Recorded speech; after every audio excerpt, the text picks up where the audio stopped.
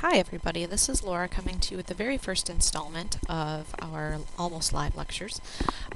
This is my first time doing this technology, so please bear with me, and hopefully it'll get better as the semester goes along. The first question that I'm going to answer has to do with how proteins are made and how those can, how the actual structure of proteins can determine their function. So I want to start with the idea that DNA is actually the key genetic information in any living organism. So you have your own DNA. The person sitting next to you, or dog, if you're sitting next to your dog, also has DNA. Your DNA is different from theirs. And because DNA is the key genetic information, it encodes every protein in your body. Those proteins are different because of the different sequence in the DNA. And the sequence that you see here is made up of different nucleotides, whether they're A's or T's or C's or G's. That sequence is what codes for the sequence of proteins that you will express. So if you have different sequences in your DNA, you'll make proteins with different sequences. They'll have a different structure, so you will look different from that person or dog or tree sitting next to you. You'll also have different functions. So you have ears that turn out to the side, and your dog has a different structure of ears with big flaps, and this can help them hone in on different sounds. So that's an example of how structure of proteins can change their function. So in order to get the information from the DNA that is in the nucleus of your cell, it has to be transported out to the cytoplasm of the cell. And so the way that this happens is the sequence of nucleotides in your DNA is transferred, via transcription to a growing strand of nucleotides that are called mRNA.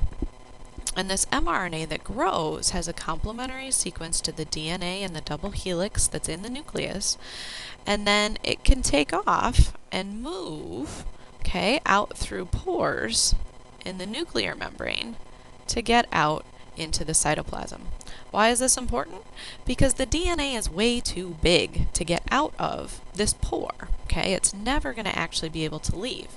And in order for translation to happen, this guy, which is the actual act of making a protein, you need to get that information from the DNA out into the cytoplasm, where the mRNA can be acted on by ribosomes. And so this is the ribosome back here. It has two subunits, and they clamp on to that mRNA, which is right here, And when they clamp on, then there is tRNAs, like these guys here, that come along with nucleotides that match the nucleotides in mRNA. And these are complementary as well.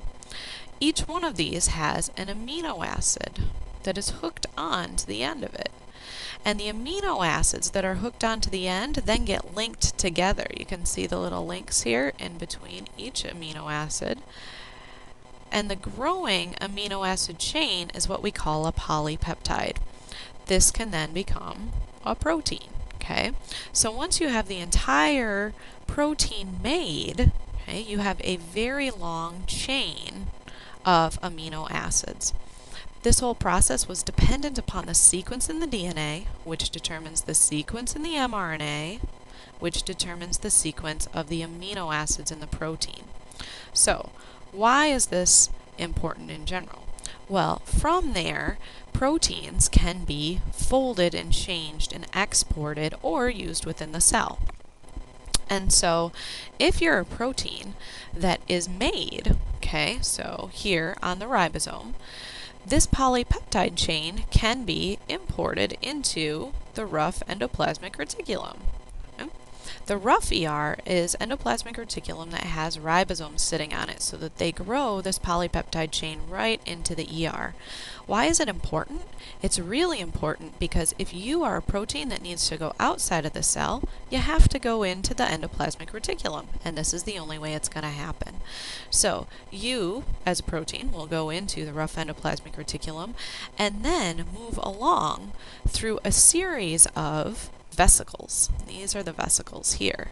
And these vesicles can be sorted and shifted around by the Golgi apparatus. You probably remember learning that this is like the post office of the cell. And so this is a place where they say, you know what, this one needs to go over here. And this one here needs to go over here. And so what they've decided with this green protein is that it needs to have a vesicle, okay, that's going to lead it to be exported from the cell, okay, using exocytosis. And we'll talk about exocytosis a little bit more and when we get into membrane transport in Unit 2. So that's kind of the role of the rough ER. Now, along with that, inside of the ER, proteins, so these long growing chains, can start to fold. So instead of just being a long chain, it might fold back on itself and then loop around and then make kind of circles, and eventually you've got something that looks like this, which is why all of our other proteins you see kind of have this interesting shape. That shape is what is so important for how they work. So you can imagine if you're a protein, and we always kind of draw them like Pac-Mans, and you have this sort of shape, then you're going to interact with another protein that maybe has this type of shape, okay, that can fit into that hole. If something happens and now your shape looks like this, and now you have to interact with this protein that has the spike on the end, that can't happen. And so the shape of the protein is very important for how it interacts with other proteins, which is its function. What determines the shape? Well, this folding determines its shape, and the folding is determined by how amino acids interact with each other. So if you have two amino acids that are supposed to interact with each other, and because you had a screw up in one of your sequences, now those two amino acids don't interact with each other, then you might end up with a change in structure. So if you remember when we were on this slide, we talked about how about how DNA sequence determines mRNA sequence determines the amino acid sequence. Well, if you get a change in your DNA, then you can get a change in the mRNA sequence, and that'll lead to a change in the amino acid sequence. And that is what changes how the protein folds in the endoplasmic reticulum and how it interacts with all of the things that it's supposed to interact with, because it's a change in structure. So that's the bottom line on structure, function, and protein production. Okay? We're going to move on to energy and things like that. So proteins in your body, there was a lot of questions about what kind of things might proteins do that use energy. The bottom line is proteins do everything in your body, and they do everything using energy. And so you need energy to have enzymes do what they do, because they are built from amino acids. You need energy to put together the enzymes. You need energy for signaling molecules to send signals to one another. You need energy for receptors, which are also proteins, to respond to binding signal molecules and say, oh, hey, look at that, I should do something. You also need energy for binding proteins in general to be made, but also to carry around the substrates that they carry around, like cholesterol. You need energy to make antibodies, which is why when you're sick you should always continue to eat, because you actually still need energy to get better. It's also why you should sleep when you're sick. And then membrane transporters, which we're going to talk about a lot in Unit 2. These guys use energy a lot of times to move things across the membrane that wouldn't normally be able to move. We'll talk a little bit about how this happens, more specifically in Unit 2, but we'll talk a little bit about potential and kinetic energy at the end here. So, what I want you to get an idea for is these proteins that we're making are everywhere. They're in cells, they're in cell membranes, they're outside of cells. If you look at your hand, you're looking at about a couple thousand different proteins, okay? And they do everything, and everything that they do requires some sort of energy. And so usually there's some sort of energy that has to be input to get the reaction to actually happen. You can think about this as getting yourself out of bed in the morning. So once you're laying down in your bed, you're usually very relaxed. And maybe once you actually sit upright, it really isn't that hard to get yourself moving. But that initial push to get yourself to seated upright in your bed so that you can stand on your feet and start to walk and start your day can be huge. So you need some sort of energy input to get the reaction to happen. Once that energy input is there, it creates you on the top of the hill, okay? Or whatever thing is in your body that needs to do a reaction. At the top of the hill, right now you have the potential to go out and do anything, but you're not actually doing it yet, right? So this is when you get up in the morning and you're standing next to your bed. You have all of this potential to go out and make a world of difference, to go to physiology class and learn all the physiology you can learn and get that A. But have you done it yet? No, you just have the potential to do it. The key in changing that potential energy to kinetic energy and actually doing what you need to do is taking the leap. So this is going to class. It's getting out your book and studying. It's using the potential that you have to get to the product, which for you is a happy grade in this class, and it resulted from putting in a little bit of effort to get yourself going, using your potential, and turning that into kinetic energy. In the world of cells, okay, the form of energy that's used is called ATP, okay? It's an adenine, okay, or adenosine, sorry, with 3 phosphates hooked onto it, like this. And this is the potential energy that we talk about right here, okay? In order to make this ATP, we had to put in some energy, and now that we've got it, we've got the potential. The kinetic energy, or the way that we can use this, is to break it down into an adenosine with 2 phosphates, and then release one of the phosphates.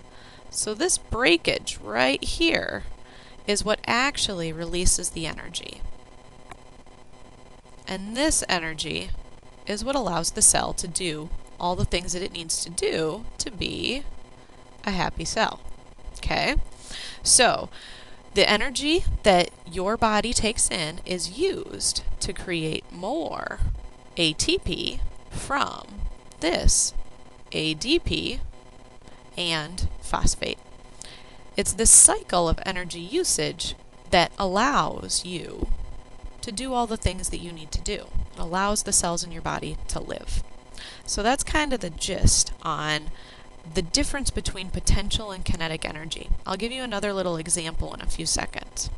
How do we actually make this ATP? That's another question that there were a lot of questions about.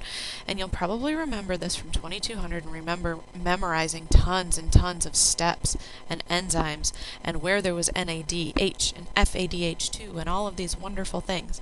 But the bottom line is, in this class, this slide is what you need to know. Okay? So there is a process called glycolysis. Okay? This process, like every other process here, is going to use energy, but it's going to create 2 net ATP for every glucose that comes in. It uses energy, but it makes more energy than it uses. If there's no oxygen in your body, this fermentation that creates lactic acid or lactate is the only energy production that can happen.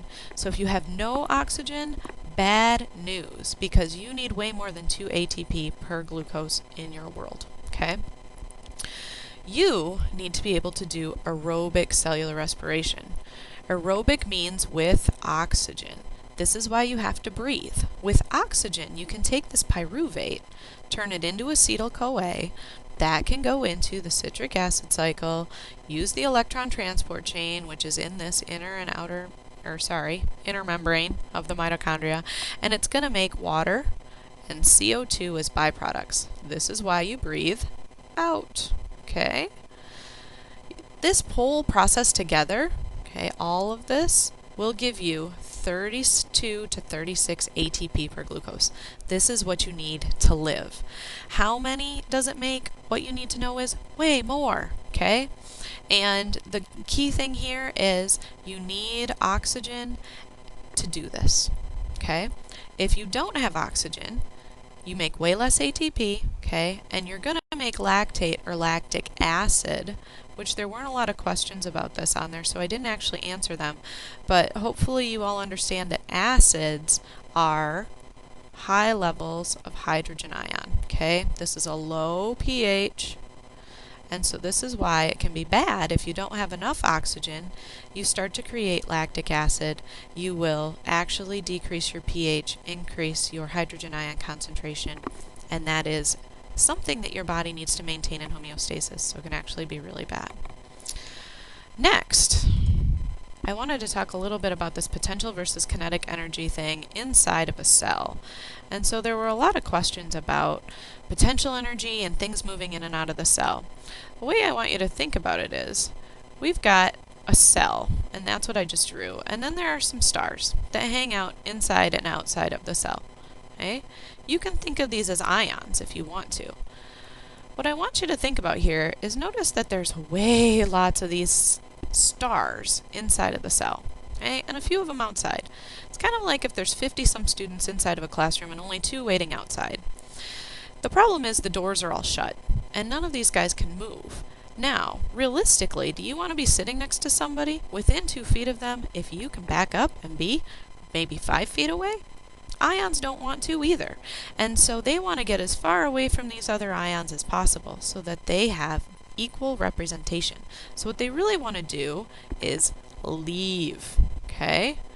They want to leave. This pressure to leave is potential energy. It's giving them the idea, you should leave, okay? Now, they can't leave, so right now it's just potential energy. They're like the person standing there waiting to start their day. What you can do, what the cell does, is create channels in the membrane so that it's like a big hole, and this part of the membrane goes away.